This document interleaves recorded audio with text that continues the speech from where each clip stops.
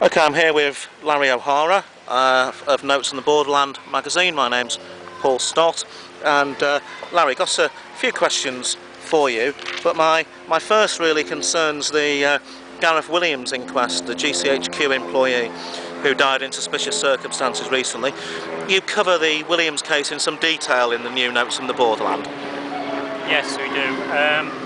We cover events broadly up to and including the inquest, which is an awful lot, which is the 4 or 5 different phases of the police investigation and the actual propaganda war that was fought out in the media between the police and MI6, and the start of the inquest and the salient issues that they had to look at the various dead-end stories.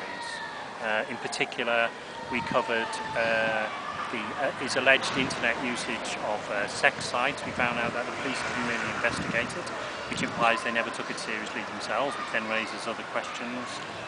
We also visited some sites relevant to the case, and we found that there were CCTV cameras on Alderney Street whose existence and footage hasn't been referred to.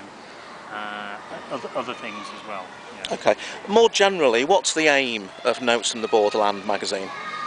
Well, most of us come from a sort of left-green political background, so we are interested in advancing a leftist cause, but not in a crude propagandistic way, more in the sense of, by the quality of our research and writing, convincing other people that maybe our political stance is worth listening to.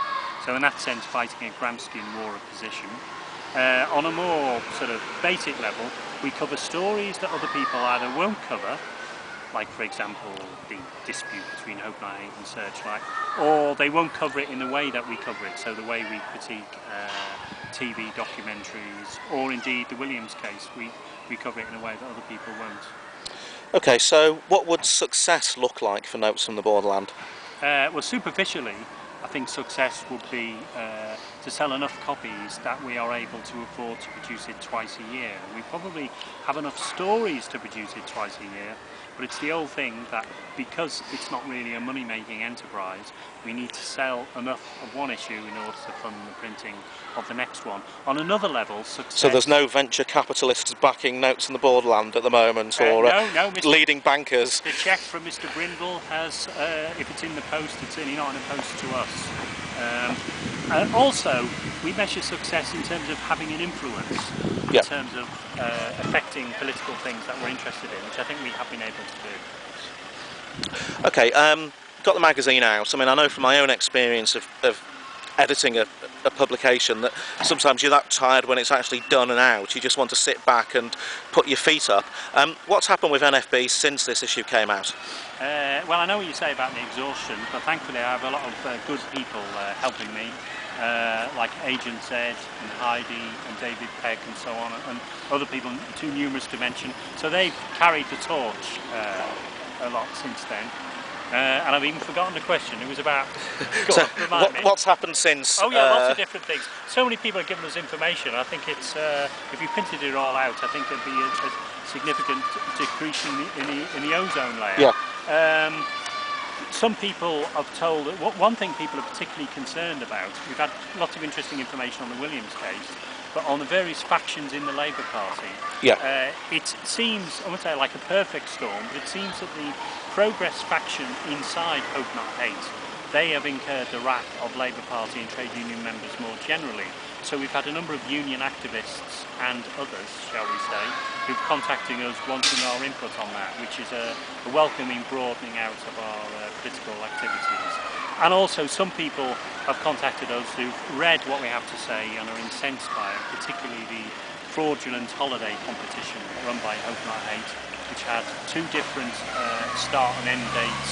Yep. And it's at a villa in the Grenadines, which may well be owned by Richard Brindle, who did own a villa in the Grenadines, and indeed a bar, Jack's Bar. Lousy drinks, I've heard. And they're a bit concerned. So is this some idyllic sort of island paradise? Well, not really. I mean, I won't bore you with the Interpol murder rates. Suffice to say that they were higher than the US. And aggravated assaults in 1995 Interpol figures, because of course for tourist reasons they don't release them, It's nearly 3 times the US.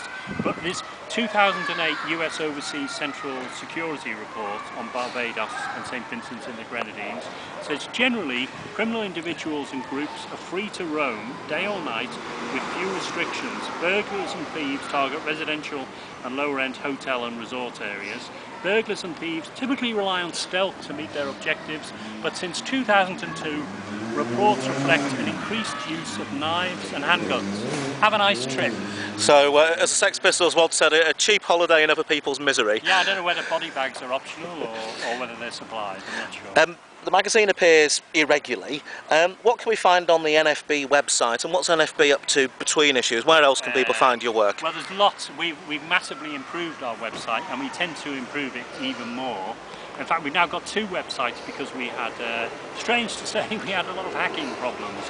So as well as borderland.co.uk, we've got borderlandmagazine.co.uk, which has some videos on there, which we haven't managed to put on the main one. We've got lots of stories from back issues on there, and we intend to upload a lot of other stories and publications. Obviously, yourself, you have your own blog. Yep. Paul Stott .typepad.com. Yeah, that one. And then there's a 9/11 Cult Watch blog that you have. And I think I've been commissioned to write an article for a left-oriented magazine. So perhaps we don't do as much between issues overtly as we could, but that's one of the reasons why we've been around for so long, is we put things in the perspective of our lives, and we don't just exist to do things like this. Okay, and when's the next issue of Notes from the Borderland likely? Well, our aim is what we call the lobster standard, not the lobster standard of production values. I think we've surpassed them, it's not too difficult to do, but the lobster standard of frequency of issues, which is twice a year. We've got enough good stories, indeed content, that we could bring out a second one this year, but a lot of it depends on getting the income from issue 10 to print it. I do think there is still a case for a printed magazine. The degree of focused attention span required to read the articles is something which the internet does not encourage. I agree. I don't think you can read theory online, and I say this to some students, and they look at me as if I'm potty, and you know, everything's internet based as far as they're concerned. If you said it to them on YouTube, they might nod. Yeah.